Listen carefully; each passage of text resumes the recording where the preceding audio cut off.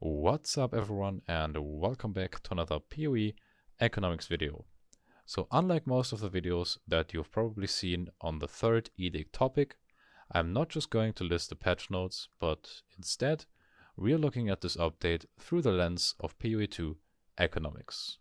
So how the new systems will shape the market, what currencies will rise or fall in value, and most importantly, what you should actually do at the start of the next league to grow your currency stack.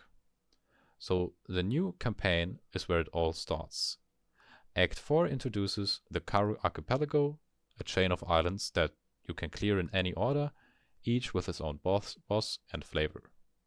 So cruel difficulty will be gone, and instead there will be 3 short interludes to carry you straight into level 65 and the endgame. So for us, that means no wasted time, and it's cutting a big fat tax out of getting to the end game. So the practical move next league is very simple. You don't linger. You push through these acts quickly and unlock mapping as soon as possible, because that's where the real economy begins. Even your movement speed is now an economic factor. The new sprint mechanic, triggered by holding dodge, lets you move endlessly outside combat. This feels small, but in reality, it's like shaving attacks off of every single loot cycle that you do. So suddenly, maps clear way faster, farming cycles tighten up, and you're getting more drops per hour. That compounds over time, and when the league starts, the players who make use of this the best will hit the investments sooner. Support gems have been overhauled too, so there's no more 1 per build limits. There are new power tiers and the introduction of lineage supports. So lineage supports are very rare endgame only drops, and these are kind of speculation items. So early in the league, these lineage gems will behave like a volatile startup stock.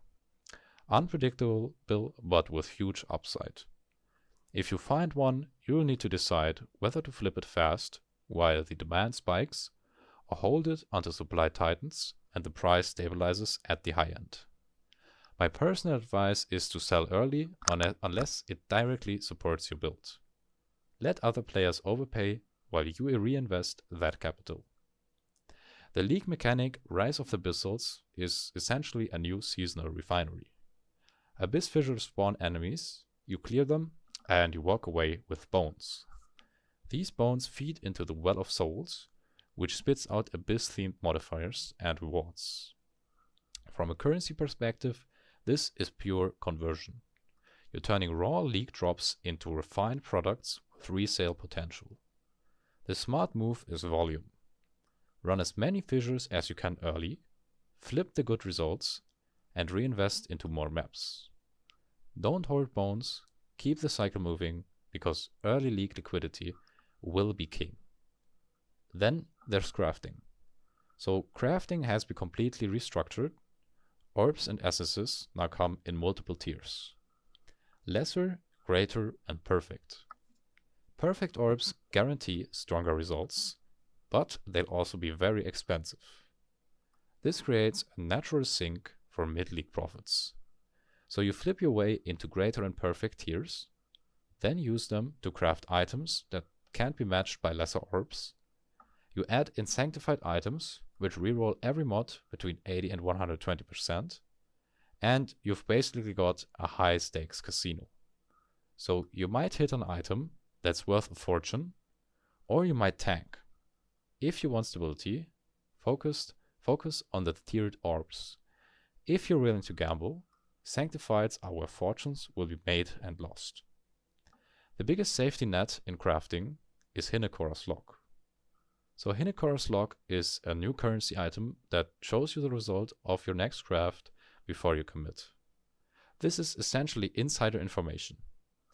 If you're serious about crafting and don't want to watch half your stack disappear into failed rolls, these will be priceless. Next league, treat them like gold. Save them for your biggest craft or flip them to desperate crafters for guaranteed returns. Trading also changes in a way that benefits all of us. Asynchronous trades means your items can sell while you're offline. So it finally turns PoE2 into a true 24-hour marketplace. So for anyone running flips, this will be massive. You no longer need to camp trade chat or miss buyers because you're asleep. It's constant liquidity, which means faster turnover and more room to scale. Next league, set up your flips, log out, and let the market do the work for you. And when you hit the endgame, the new system keeps that philosophy going exactly the same. Instead of farming rare keys for pinnacle bosses, you now collect splinters and assemble your axes. So the beauty here is control. You choose the risk, you choose the reward. And if you're running lean, farm low tiers for steady profit. And if you've got an absolute currency stack, you push the harder tiers for jackpot drops. It's no longer all or nothing, it's a spectrum, and you decide where your fund sits on that curve. So what's the game plan for the start of next league? First off, you push through the streamlined campaign, you sprint to maximize farming cycles, and you don't overcommit to crafting early. You try and flip lineage gems and abyss outputs quickly, while the demand is irrationally high. You reinvest that currency into greater and perfect orbs as soon as you can. Try and treat Hinekora's lock as your safety net, and keep your flips running around the clock with async trade. If you do that, you won't just survive the third edict, but you'll come out with a bigger, stronger knowledge of PoE2. So that's the PoE economics breakdown, and in upcoming videos I'll dig deeper into the abyssal yield curves, sanctified crafting odds, and how to value the linear supports properly.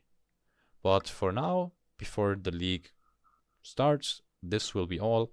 And of course, remember the PoE Economics Fund that will also be active in the next league, where you can trust us with your currency, we'll reinvest that currency for you, and then you can withdraw at a profit. All of that and more systems to help you in PoE are in the Discord server, and go ahead, join that, read through the info, and I hope this video has helped you. Thank you very much for watching. I'm out.